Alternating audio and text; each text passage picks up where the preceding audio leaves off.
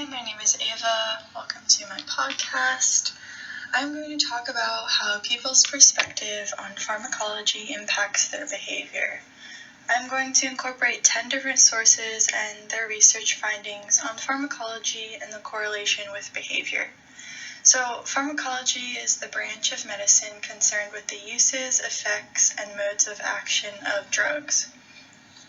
My goal here is to show people the impacts of pharmacology and to hopefully teach them a few things and open up their minds a little bit.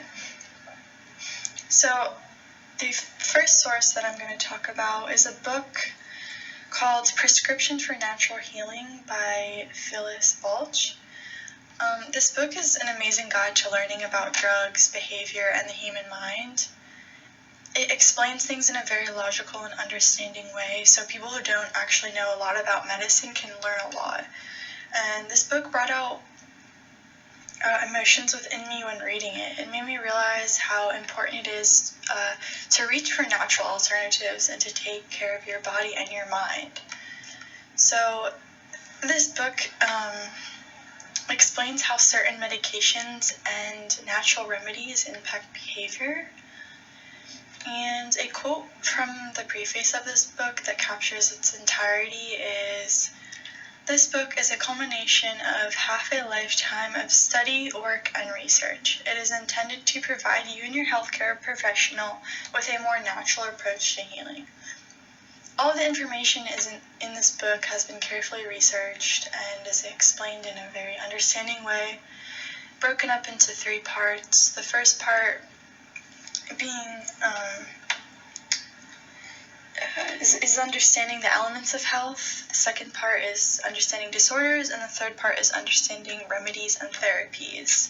So it teaches people about side effects of prescription drugs as well as medicinal drugs, and explains natural, more positive alternatives.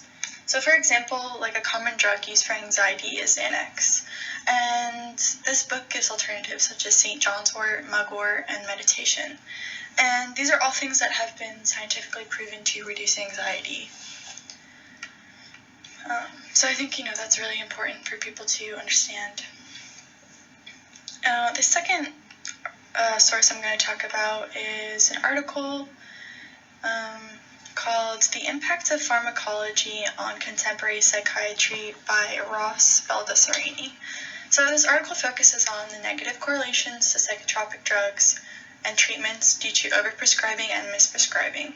So it seems that times have changed in the world of pharmacology and that people are being misdiagnosed and given the wrong medications. So a statement from this article that I found that holds great importance is, "There is a particularly lamentable threat to the tradition of thoughtfulness, thoroughness, and curiosity that has evolved during the past 2 centuries of progress in psychiatry." So more and more people are reaching for medications and are being misdiagnosed. Doctors and psychiatrists are overprescribing and not being, thoughtful enough in considering the consequences that can come along with, prescribing so many medications.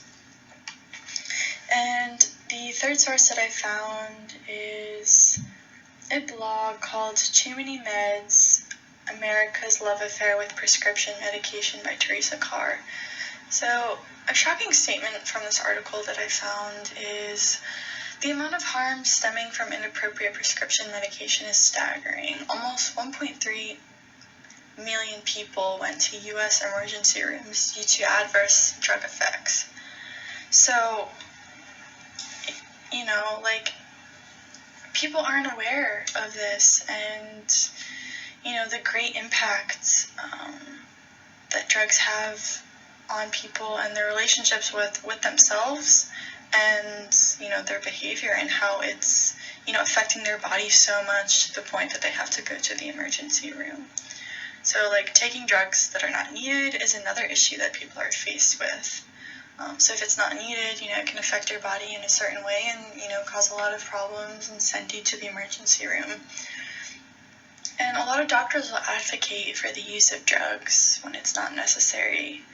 And taking drugs prematurely can, create very bad side effects. And a lot of people and doctors think that every tinge of a disease requires a drug. And, it's not that, it's not something that you can just quickly, throw out there. Because it can have, a lot of these adverse side effects. So and the third article that I found that I thought was really important to include because it talks about dopamine is an article called Role of Dopamine in the Motivational and Cognitive Control of Behavior by Roshan Cools. So this article explains the importance of dopamine in cognitive control. The role of dopamine in the brain is extremely crucial in people's lives and has a huge impact on their behavior. So brain dopamine has been linked to impulsive and uncompromising behaviors. And Cooley explains that the outcome of dopamine can possibly manifest malfunctions of motivational or cognitive control. So there are individual variations in the response to these dopaminergic drugs where some people, some individuals profit greatly and others are compromised by that very same drug. So, the role of dopaminergic drugs is very subjective and impacts everyone's behavior differently.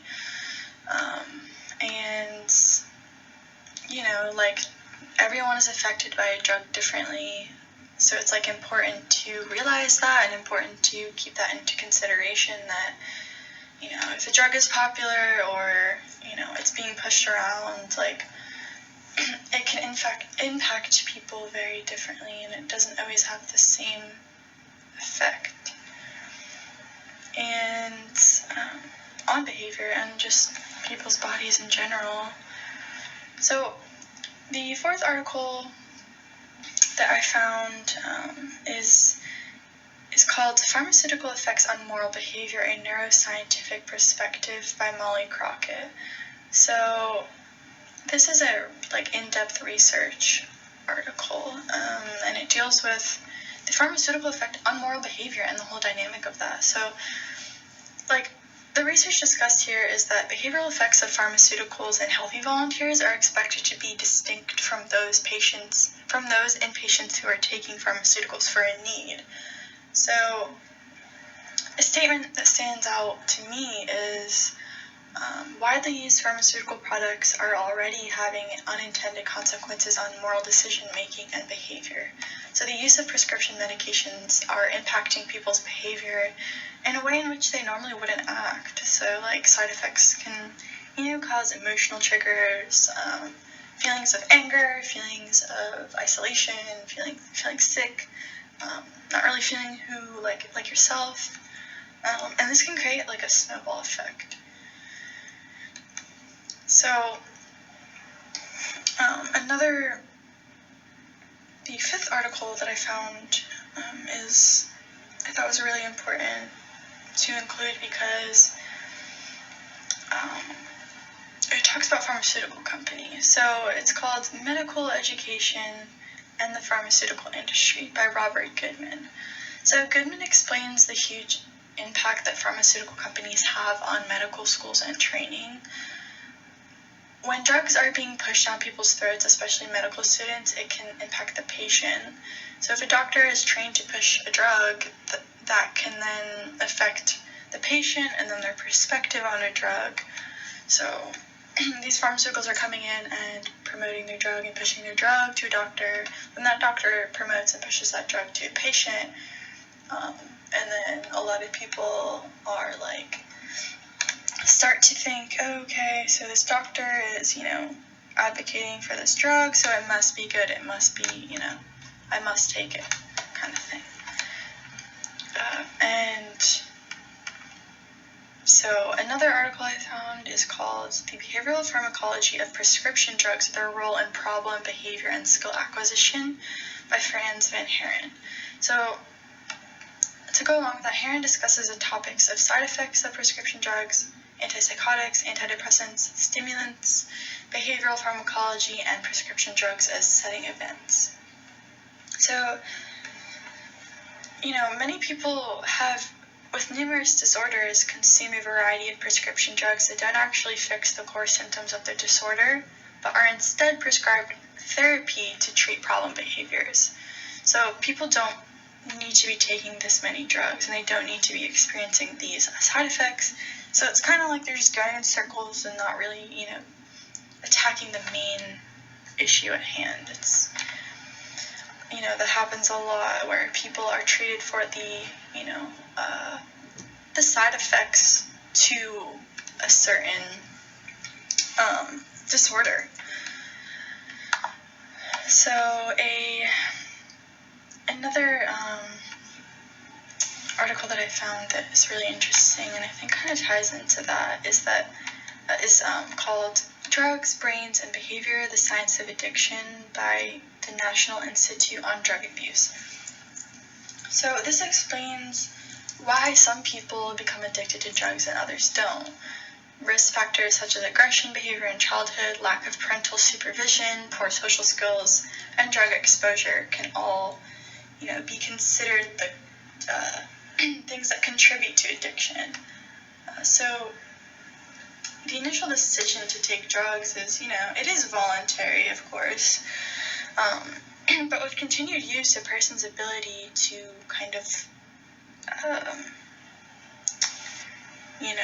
exert self-control can be impaired. And then that can lead to addiction. So a lot of things should be considered before taking these drugs. So an article that I found that directly links to this one is called Methamphetamine, and it's also by the National Institute on Drug Abuse. And it talks about, like, in some areas of the country it poses an even greater threat than opioids, and this drug contributes to violent crime. So it's it's something that a lot of people aren't really educated on. A lot of people wouldn't think that methamphetamine is a greater threat than opioids, but it is. And a shocking statistic that I found is that 14.7 million people, which is 5.4% of the population, have tried methamphetamine at least once in their life. And methamphetamines can cause issues psychologically, pathologically, and socially. So manipulating the drug can produce memory loss, hostility, psychotic behavior, and harm to the cardiovascular system after just one use. So, that's something people should be aware of, is, the shocking statistics that go along with methamphetamines. And then the last article that I am going to talk about is called Why is American Drug Use on the Rise and What Can Be Done? Things such as changing views on drugs, rising levels of stress, and drugs becoming a trend all play a role in the rise of drug use. It's really shocking how many people take medications due to these changing events in the world. And it's really important to make people realize these things so they can understand, this increase and be aware, because awareness is the first step. Like a lot of people, for example, take Xanax because it's kind of it's become this very socially acceptable drug to take, and it's often talked about people, oh, you're stressed? Oh, take a Xanax, like, you'll be good, And it's something that society is, creating into something that's okay. And it is a very heavy-duty drug, so it's like, you got to think about that. And realize that it can affect a lot of people in many different ways, and those ways aren't always positive. So I want to talk about an opposing perspective to all of this, and that is that prescription medication is not being overprescribed, and that it should be pushed more because more and more people are needing it nowadays. And there isn't really a problem with overprescribing, there isn't a problem with addiction or negative side effects, and that we just need to keep moving forward with prescribing these medications. So I just want to say that I think the creation of prescription medication has created a huge advancement in people's lives and has improved many people's lives and has saved many people's lives. When used correctly, prescription medication can be a great thing, and I want people to be aware of the impact of pharmacological drugs and the impact they have on mental and physical behavior. So my goal here is to inform people about medication and to teach them about the negative implications with medication and the positive implications with medication, and to kind of, weigh their options, and to just really be informed, because a lot of people are not informed, and to be aware so they can understand that there are other options available, and to kind of find the best fit for them. So thank you for listening to my podcast. I hope that you have learned something from this. So thank you.